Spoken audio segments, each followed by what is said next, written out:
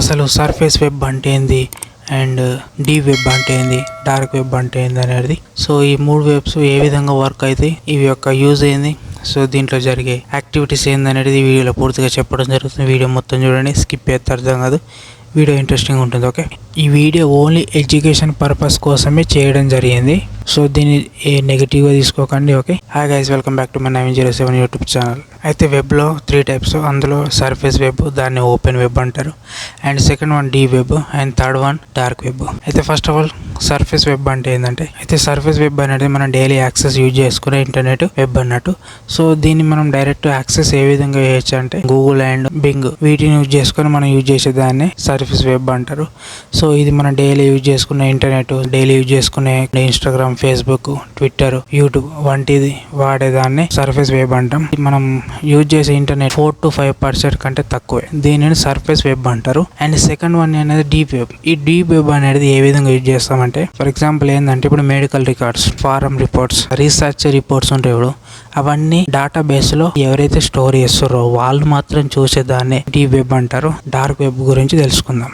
Dark web అనేది deep web లో ఒక చిన్న భాగం, కానీ దీంట్లో జరిగే యాక్టివిటీస్ అన్ని చాలా డేంజర్గా ఉంటాయి. దీనిని యాక్సెస్ చేయాలంటే సపరేట్ బ్రౌజర్ కావాలి. ఆ సపరేట్ బ్రౌజర్ పేరే Tor browser or I2P, invisible internet project. Dark web ని యాక్సెస్ చేయాలంటే ఓన్లీ టార్ బ్రౌజర్ మాత్రమే యూజ్ చేయొచ్చు. దీనిని ద ఆనియన్ రూటర్ అని కూడా అనడం జరుగుతుంది. అయితే ఈ టార్ బ్రౌజర్ ని US నేవీ ల్యాబొరేటరీస్ వాళ్ళు 1990లో చివరిలో టెక్నాలజీని క్రియేట్ చేయడం జరిగింది. ఈ టార్ బ్రౌజర్ ఏం చేస్తుందంటే, IP అడ్రస్ ని ఎవ్రీ సెకండ్ కి మారుస్తూ ఉంటుంది. ఫర్ ఎగ్జాంపుల్, ఒక యూజర్ టార్ బ్రౌజర్ యూజ్ చేసిన అనుకో, ఆ పర్సన్ యొక్క IP అడ్రస్ అనేది ఎవ్రీ సెకండ్ కి మారుతూ ఉంటుంది. ఎందుకంటే లొకేషన్ ని తెలియకుండా ఉంచడానికి ఈ టార్ బ్రౌజర్ ని యూజ్ చేయడం జరుగుతుంది. సో అప్పట్లో ఫస్ట్ లో దీన్ని ఆనియన్ రూటర్ అని పిలిచేవారు.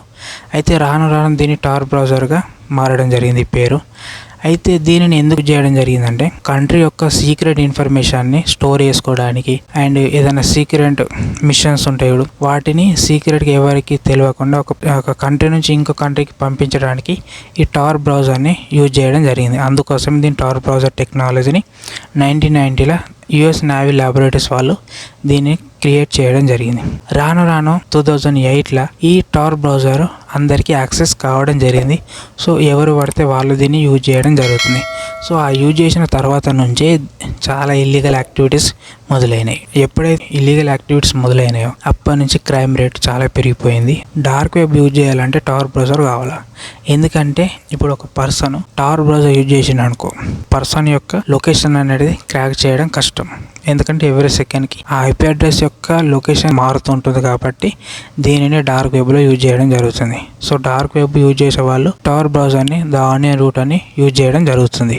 సో దానివల్లనే ఇల్లీగల్ యాక్టివిటీ చాలా జరిగాయి. ఈ టార్ బ్రౌజర్ని కంట్రీస్ వాళ్ళ సెక్యూరిటీ పర్పస్ కోసం యూజ్ చేయడం జరిగింది. కానీ దీనిని చాలా స్పై ఏజెంట్స్ అండ్ రా ఏజెంట్స్ వాళ్ళు యూజ్ చేయడం జరుగుతుంది. సో ఎందుకంటే ఇల్లీగల్ యాక్టివిటీ జరిగే వాళ్ళని పట్టుకోవడానికి ఈ డార్క్ వెబ్ని యూజ్ చేయడం జరుగుతుంది. అండ్ డార్క్ వెబ్లో జరిగే కొన్ని ఇల్లీగల్ యాక్టివిటీస్, వాటి యొక్క బేసిక్ ఇన్ఫర్మేషన్ చెప్తా. అయితే దీంట్లో human trafficking and sex trafficking and child pornography and arms sales and drugs dealing and stolen data sales, cyber crimes and drug trafficking and చాలా illegal activities and murder for hire and blackmail and చాలా sensitive డేటాని leak చేయడం, ఇలాంటివి dark వెబ్లో చాలా జరుగుతాయి. And ఇంకొకటి legal activities ఏంటో చెప్తా. జర్నలిస్ట్ వాళ్ళు ఏదైనా మెయిన్ థీమ్ కోసం రీసెర్చ్ చేసుకోవడానికి డార్క్ వెబ్ని యూజ్ చేయడం జరుగుతుంది. అదేవిధంగా ఏదైనా ఎడ్యుకేషన్ పర్పస్గా ఏదైనా రీసెర్చ్ కోసం దీనిని రా ఏజెంట్స్ అండ్ స్పై ఏజెంట్స్ వాళ్ళు ఏదైనా యాక్టివిటీస్ని పట్టుకోవడానికి కూడా దీనిని యూజ్ చేయడం జరుగుతుంది. సో అదేవిధంగా కంట్రీస్ వాళ్ళ యొక్క సేఫ్ ఇన్ఫర్మేషన్ స్టోర్ చేసుకోవడానికి కూడా దీనిని యూజ్ చేయడం జరుగుతుంది. సో ఎందుకంటే దీనిని హ్యాక్ చేయడం చాలా కష్టం, ఎందుకంటే IP అడ్రస్ అనేది మారుతుంటుంది కాబట్టి. సో అదేవిధంగా దీన్ని యూజ్ చేయడం జరుగుతుంది. సో ఇందులో చాలా రీసెర్చ్ నేర్చుకోవడానికి స్టూడెంట్స్ అండ్ చాలామంది పర్సన్స్ దీనిని యూజ్ చేయడం జరుగుతుంది. లీగల్ యాక్టివిటీస్ అనేవి ఇవి. లీగల్ యాక్టివిటీస్ కంటే ఇల్లీగల్ యాక్టివిటీస్ చాలా జరుగుతున్నాయి.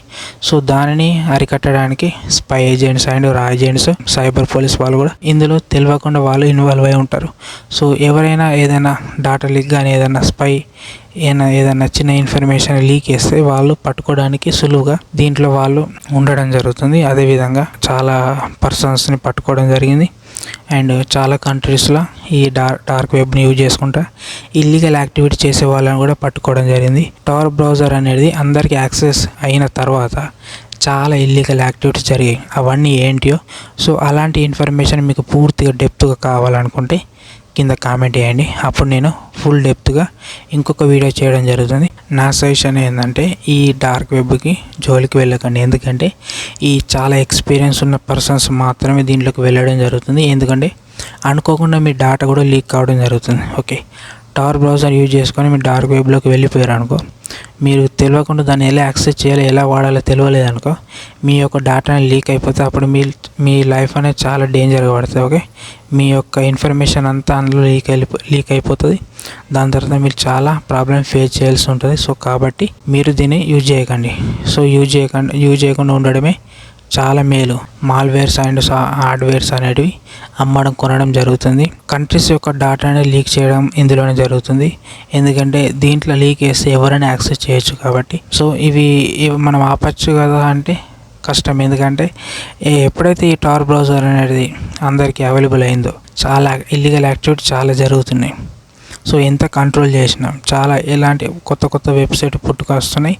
సో ఎంత కంట్రోల్ చేసినా కష్టం. అండ్ దీంట్లో ఎక్స్ట్రీమ్ టెర్రరిజం అండ్ టెర్రరిస్ట్ల యాక్టివిటీస్ అనేది ఇందులోనే జరుగుతాయి. అండ్ మీకు డార్క్ వెబ్ గురించి ఫుల్ డెప్త్గా జరిగిన విషయాలని చాలా జరిగిన యాక్టివిటీస్ ఇల్లీగల్ యాక్టివిటీస్ ఏమేమి జరిగినాయి అనేవి తెలుసుకోవాలనుకుంటే నాకు కామెంట్ చేయండి. అప్పుడు నేను పూర్తిగా డెప్త్గా వీడియో చేయడం జరుగుతుంది. అండ్ మరొక టాపిక్తో మళ్ళీ కలుసుకుందాం. అంతవరకు బాయ్.